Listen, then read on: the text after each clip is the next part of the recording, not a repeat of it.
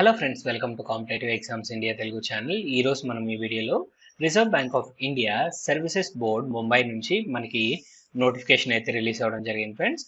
ఈ నోటిఫికేషన్ సంబంధించి complete details అనేవి మనం అఫీషియల్ నోటిఫికేషన్ ద్వారా తెలుసుకుందాం రండి. ఈ పర్టికులర్ నోటిఫికేషన్ ద్వారాగా మనకైతే Reserve Bank of India grade B కి సంబంధించిన ఆఫీసర్స్ వేకెన్సీస్ అనేవి ఫిలప్ చేస్తూ ఉంది ఫ్రెండ్స్. ఈ పర్టికులర్ నోటిఫికేషన్ ద్వారాగా జనరల్, స్టాటిస్టిక్స్ అండ్ అలానే ఎకనామిక్స్ డిపార్ట్మెంట్ లో మనకైతే వేకెన్సీస్ అనేవి ఫిలప్ చేస్తూ ఉంది రిజర్వ్ బ్యాంక్ ఆఫ్ ఇండియా. ఈ జాబ్స్ అనేవి regular and permanent jobs friends. So starting salary మనకి 1,20,000 రూపీస్ అనేది ఇన్ హ్యాండ్ రావడం జరుగుతుంది. జస్ట్ డిగ్రీ పాస్ అయిన క్యాండిడేట్స్ ఎవరైనా కానీ ఈ జాబ్స్ కి అప్లై చేసుకోవచ్చు. సో వీటికి సంబంధించి కంప్లీట్ డీటెయిల్స్ అనేవి మనం 1 by 1 తెలుసుకుందాం రండి. సో ఈ పర్టికులర్ నోటిఫికేషన్ కి మనం అప్లై చేయాలి అనుకున్నట్లయితే ఆన్లైన్ మోడ్ లోనే అఫీషియల్ వెబ్సైట్ ద్వారాగా మనం అప్లై చేయాల్సి ఉంటుంది. సో ముందుగా అయితే మనకి ఇక్కడ ఇంపార్టెంట్ డేట్స్ అనేవి ఇచ్చారు ఫ్రెండ్స్. సో ఈ జాబ్స్ కి మనం అప్లై చేసుకోవాలి అనుకున్నట్లయితే జూలై 25th నుంచి ఆగస్ట్ 16th లోపు మనమైతే అప్లై చేసుకోవాల్సి ఉంటుంది. సో మీరు ఈ నోటిఫికేషన్ కి అప్లై చేసుకోవాలి అనుకున్నట్లయితే అప్లై చేయడానికి కావాల్సిన లింక్స్ అనేవి నేను డిస్క్రిప్షన్ లో ప్రొవైడ్ చేస్తాను. మీరు ఆ లింక్స్ ద్వారాగా ఈ జాబ్స్ కి అప్లై చేసుకోవచ్చు. అండ్ అగైన్ మనకి ఇక్కడ officers in grade B general కి మనం చూసినట్లయితే ఫేజ్ 1 ఆన్లైన్ ఎగ్జామినేషన్ మనకి సెప్టెంబర్ 8th కి అయితే కండక్ట్ చేస్తాము అని ఇక్కడ డేట్ మెన్షన్ చేశారు. ఫేజ్ 2 వచ్చేటప్పటికి మనకి అక్టోబర్ 19th కి జరుగుతుంది. And officers grade B DEPR కి చూసినట్లయితే ఫేజ్ 1 ఎగ్జామినేషన్ సెప్టెంబర్ 14th కి జరుగుతుంది. ఫేజ్ 2 26th అక్టోబర్ కి అయితే జరుగుతుంది. అండ్ అలానే ఇక్కడ గ్రేడ్ బి డిఎస్ఐఎం కి సంబంధించి చూసినట్లయితే ఫేజ్ 1 ఎగ్జామినేషన్ సెప్టెంబర్ 14th కి జరుగుతుంది. ఫేజ్ 2 వచ్చేటప్పటికి 26th అక్టోబర్ కి అయితే మనకి ఈ ఫేజ్ 2 ఎగ్జామినేషన్ కండక్ట్ చేస్తారు. నెక్స్ట్ మనం మూవ్ ఆన్ అయినట్లయితే మనకి రిమైనింగ్ డీటెయిల్స్ అనేవి ప్రొవైడ్ చేశారు ఫ్రెండ్స్. సో ఇక్కడ మీరు గమనించినట్లయితే నెంబర్ ఆఫ్ వేకెన్సీస్ అనేవి ఇక్కడ మెన్షన్ చేశారు. సో జనరల్ లో మనకి 66 వేకెన్సీస్ ఉన్నాయి. దట్ మీన్స్ జనరల్ డిపార్ట్మెంట్ కి మనకి 66 వేకెన్సీస్ ఉన్నాయి. ఎకనామిక్స్ లో చూసినట్లయితే మనకి 21 వేకెన్సీస్ అండ్ స్టాటిస్టిక్స్ కి సంబంధించి చూసినట్లయితే 7 వేకెన్సీస్ అనేవి ఈ పర్టికులర్ నోటిఫికేషన్ ద్వారాగా మనకైతే ఫిలప్ చేస్తూ ఉన్నారు ఫ్రెండ్స్. అండ్ అలానే మనకి ఇక్కడ కేటగిరీ వైజ్ గా కూడా జాబ్స్ అనేవి మనకైతే సెగ్రిగేట్ చేసి ఇక్కడ మెన్షన్ చేయడం జరిగింది. ఒకసారి మీరు గమనించండి. ఈ జాబ్స్ కి ఫిజికలీ ఛాలెంజ్డ్ క్యాండిడేట్స్ కూడా అప్లై చేసుకోవచ్చు. అండ్ నెక్స్ట్ మనం మూవ్ ఆన్ అయినట్లయితే మనకి శాలరీకి సంబంధించిన డీటెయిల్స్ ఫ్రెండ్స్. సో ఇక్కడ పే స్కేల్ రేంజ్ మనం గమనించినట్లయితే starting basic salary 55,200 rupees per month అయితే మనకు ప్రొవైడ్ చేస్తారు.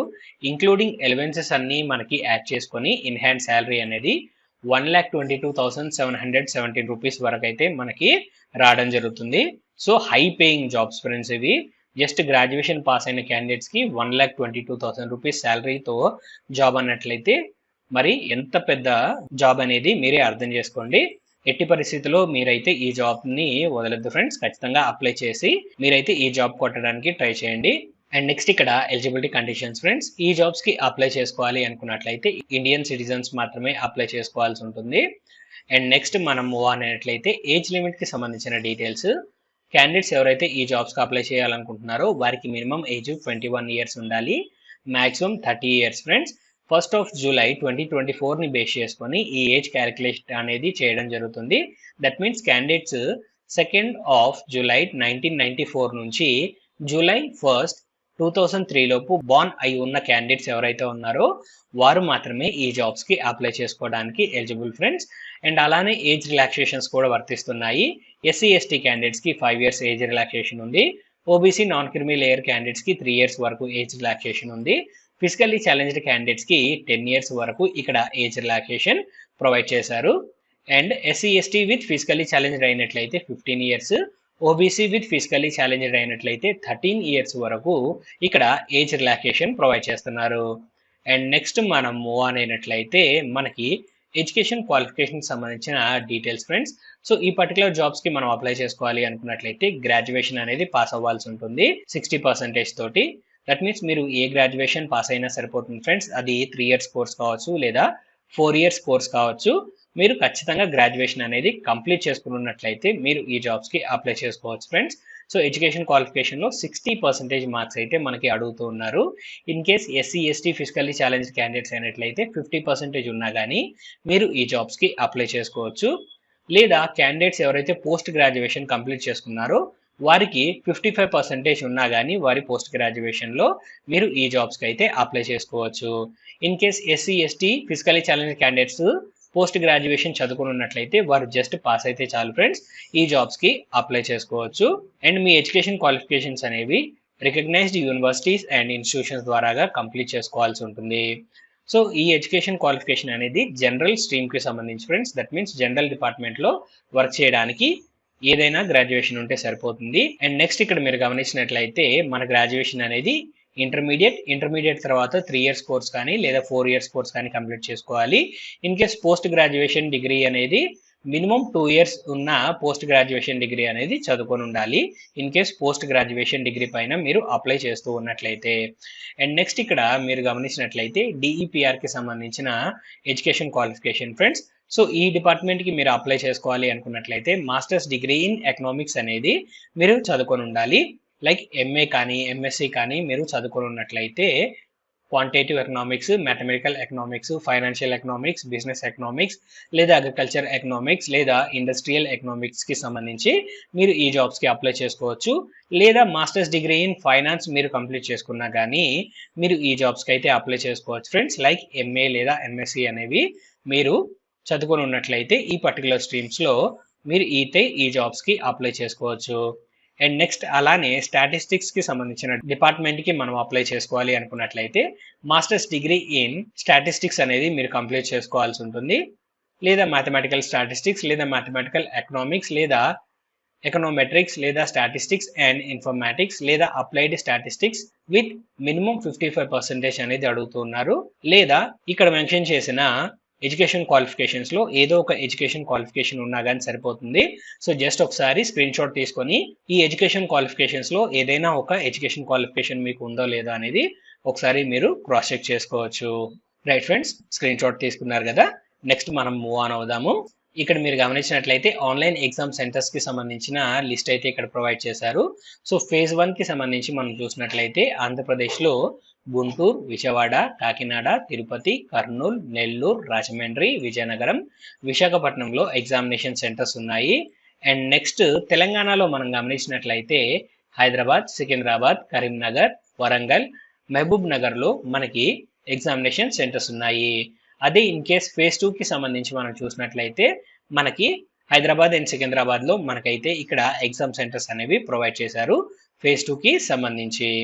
అండ్ అలానే డిఈపిఆర్ అండ్ డిఎస్ఐఎం కి సంబంధించి మీరు గమనించినట్లయితే ఇక్కడ ఫేజ్ 1 అండ్ ఫేజ్ 2 రెండింటికి కలిపి మనకి హైదరాబాద్ అండ్ సికింద్రాబాద్ లో మాత్రమే ఇక్కడైతే మనకి ఎగ్జామినేషన్ సెంటర్స్ ఇచ్చారు.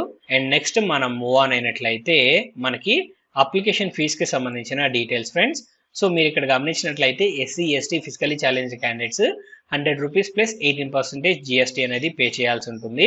General OBC EWS candidates 850 rupees plus 18% GST అనేది పే చేసి అప్లై చేసుకోవాల్సి ఉంటుంది ఫ్రెండ్స్.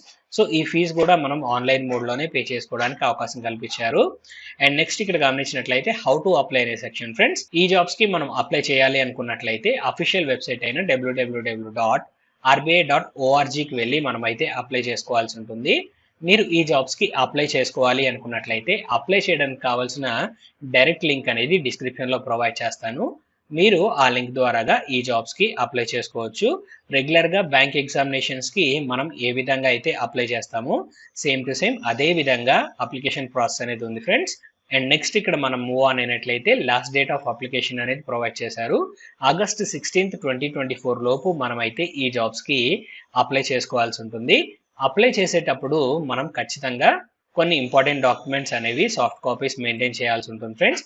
అవేంటి అన్నట్లయితే recent passport size photograph, signature, left thumb impression, handwritten declarations అనేవి మనం సాఫ్ట్ కాపీస్ అనేవి మెయింటైన్ చేయాలి. సో దట్ మనం అప్లై చేసేటప్పుడు ఇవన్నీ అప్లోడ్ చేయాల్సి ఉంటుంది. అండ్ నెక్స్ట్ మనం మూవ్ ఆన్ అయినట్లయితే payment mode friends. So application fees అనేది మనం ఆన్లైన్ మోడ్లోనే పే చేయొచ్చు. పేమెంట్ గేట్వేస్ ద్వారాగా, డెబిట్ కార్డ్ ద్వారాగా లేదా క్రెడిట్ కార్డ్ ద్వారాగా లేదా యూపీఐ ద్వారాగా మనమైతే పే చేసుకోవడానికి అవకాశం కల్పించారు. అండ్ నెక్స్ట్ మనం మూవ్ ఆన్ అయినట్లయితే మనకి end of the notification friends. So ఈ నోటిఫికేషన్ సంబంధించి కంప్లీట్ డీటెయిల్స్ అనేవి మీకు అందాయని ఆశిస్తున్నాను ఫ్రెండ్స్. ఈ వీడియో కనుక మీకు నచ్చినట్లయితే please like, share and subscribe to our channel. Thank you.